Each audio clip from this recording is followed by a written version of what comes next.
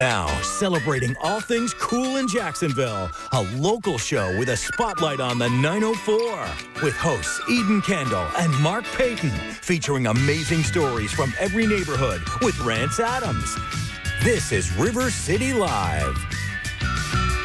Welcome to River City Live on this Thursday, and we are kind of experiencing a little bit of a heat wave this week, and so I know when you travel it, just a little bit. So I had to give up. I had to put on the short sleeves is what I was getting at, because, you know, I've been covering my bruises for the last few days and wearing long sleeves, but I kind of can't do it anymore. It's just too much. So. They've come around, you know. Healing up from my excursion, traveling under barbed wire at a Spartan race. Now, you might be wondering why we have four in the chair. Yes, I know.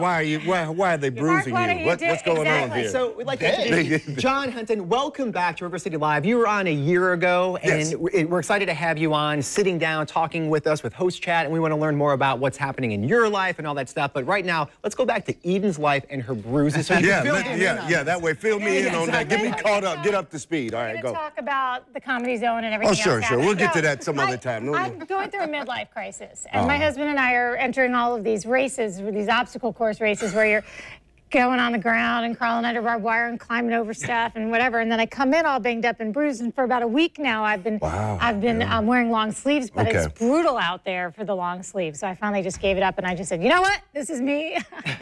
But you are healing nicely. Yeah, healing nicely. Coming along nicely. What's funny is how cold Eden always is, and so you'd figure, it's too much. Too much. Again, midlife crisis. And I also can't get the temperature regulated. But John, it's a good thing that you're here, because a lot of people know you from a show that you were on that could possibly be one of the shows we talk about in the next several months when we talk about reboots. Yeah, and that's our start of our conversation now, Reboot. You were on Living Single. Obviously, it was a huge success, and then that got syndicated to lots of different time slots all over the place. So that's one that could come back, and you were talking about that there's something that could happen there? There was some talk. Queen Latifah was being interviewed for something, and they asked her about a possible reboot, and she just smiled and said, well, it just so happens that they were talking about it because Queen has her own production company, so they were talking about actually bringing the show back. And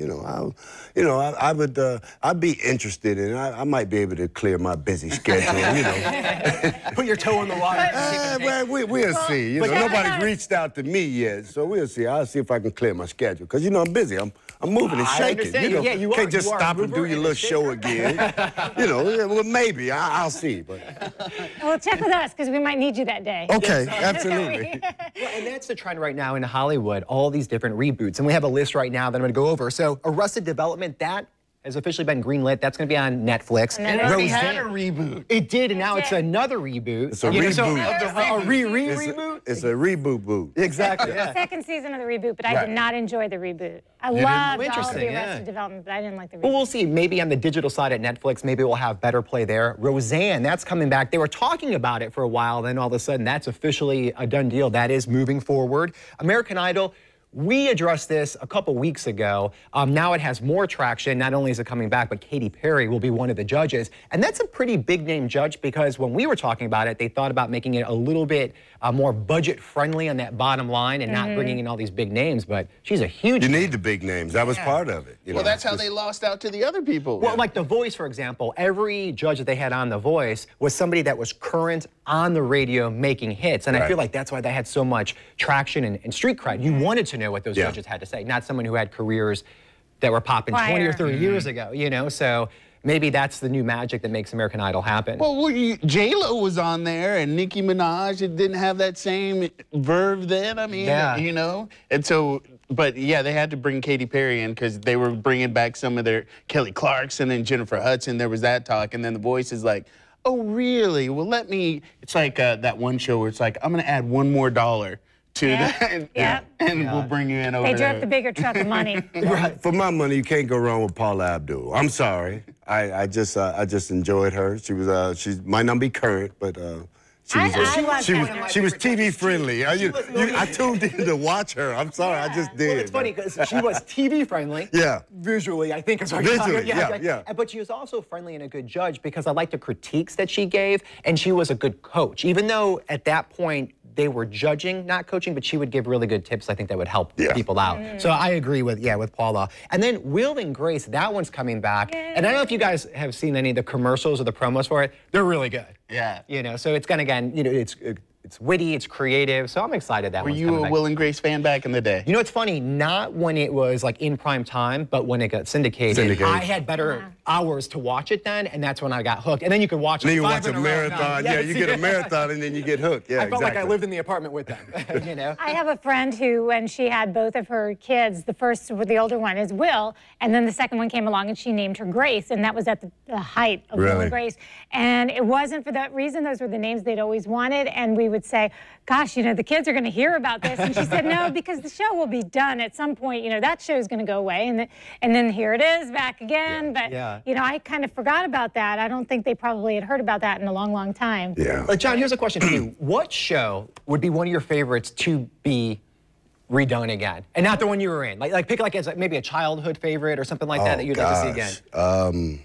Like for me, like I think Seinfeld, that could run again. You know, they left a lot on the table because it was a show about nothing. So it's always going to be current and topical. You know, so that was one I was thinking. Any show with good writing, I like to see like a up-to-date Archie Bunker. Oh yeah. You know, because it's controversial, the stuff that he could get away with then, if he could still do it now, and you know, with the current setting. That would be a really because that was just great writing. You know, it just was, any show with smart writing, I would like to see. See how that rides that line, because you know we're such a PC culture now that you probably couldn't get away with half it. Archie was saying some stuff. Sanford and Son. I mean, it's like the stuff they got away with back then, man. You know what's weird? When you talk about back then, when I was a little kid growing up, I liked the Muppets and the Muppet Show, and I thought it was like witty and creative writing. They did. No, it was. And that was one of my favorites. I feel like that's where I got like the little bit of comedy chops that I have was from that. Yeah. Then they did a whole reboot on that like 3 or 4 years ago, and it fell flat on its face. And it's funny because I have kids,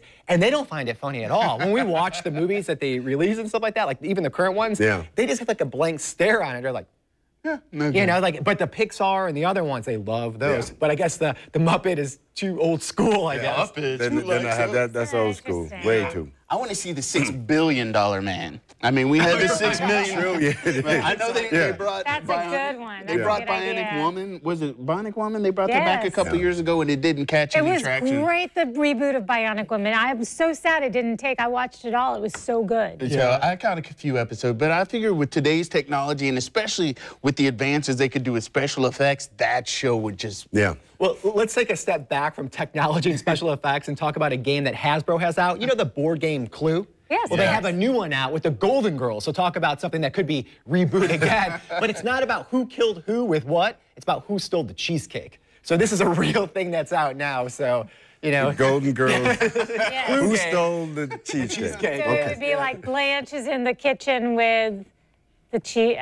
Something like that. Yeah. All I know is Blanche too. I'm laying my head. I'm like, oh. Rose, sure. And oh, what was the grandma? Dorothy. Dorothy. What was the mom's name? Sophia. There we go. Look at you. got all that. Wow. Yeah, this is the one. You got all this. Looking right at it. Okay.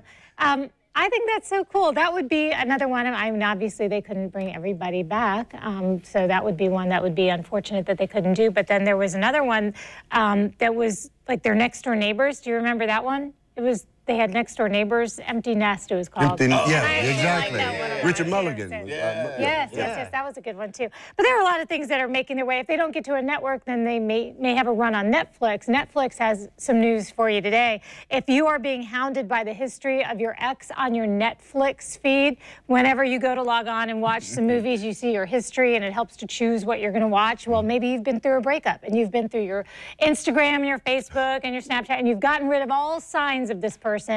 Unfortunately, you have not gotten rid of them on your Netflix. So now Netflix wants you to know that you can go into your history now and clear specific things just so you can wipe away all those terrible memories. That wasn't an option before?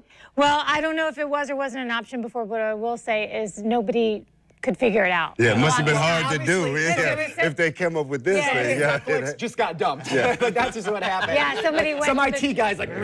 Somebody went to the trouble to make a menu of how you would go about doing these things.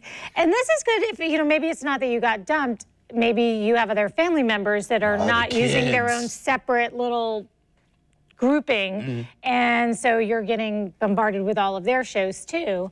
So, for example, you know, the girl child and I, we share one little Netflix thing, and it doesn't bother me, but every teen romance movie there is recommended. I'm constantly, we recommend that you would really like this movie about this figure skater falling in love with a hockey player. I'm like, oh my what gosh. would your DVR Netflix account look like? Like, obviously you're a sports fan. Like, we get that. Sports, sports. But as far as everything is with my daughter, you know, so it's anything that she wants to see. So it's all kid stuff. How old is she? It's all Batman. She's 13. Ah, so okay. everything, I think, gosh, what was the last adult movie I've seen? Like grown movie? I can't even remember. I watched Jason Bourne. I watched that. I watched Jason Bourne. Everything else is just whatever she wants. Right, yeah. So I got a 9-year-old. What should I prepare myself viewing-wise? I mean, am I ever gonna get to watch something that isn't animated or? No.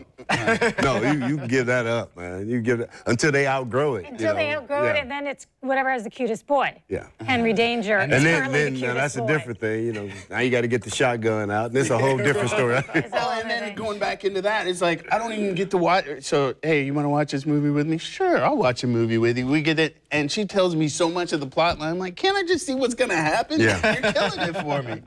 Yes, I put that out there. Man.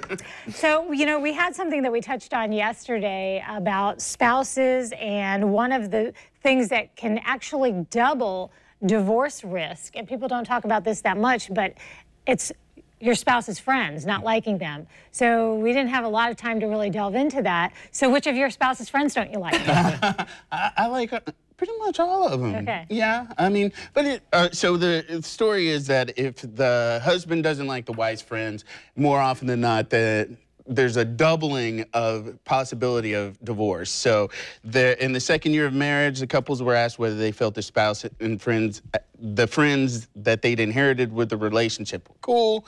And then it's like, we kind of get along, we don't get along. If we don't get along, then it could put a serious crimp in the marriage. Do you ever notice, like, when you start a relationship, you spend so much time with your boyfriend or girlfriend at that time, it already puts a strain on friendships, on current friendships, especially like with guys, like, hey, what happened? Where have you been? And, you know, and guys, I feel like it's the only time when guys, they kind of become uncool in the whole, like, you know, hanging out stuff, like, you know, so, not hanging out with us? You're not watching the games? We're gonna go watch Cleveland tonight. Yeah, exactly, yeah. We're gonna watch LeBron. Yeah, but a guy's like he's all like then you meet the beautiful woman, and it's like, hey, understandable. All right, go ahead, man. Exactly. You know, just like we can't hold that against you, man. When it comes back around, absolutely. But I feel like with women sometimes it can be a little bit more catty. You know, that way. At least that's what I feel. Eden, do you see that at all or no? I've had friends where my husband will either say, you know, she's trouble. You're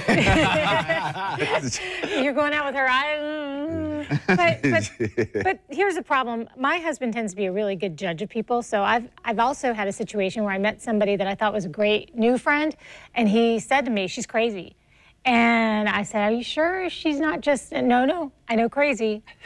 Trust me when I say she's crazy. How does he sure know enough, crazy? He just said he knows crazy. I think it's something he's witnessed in his family, perhaps.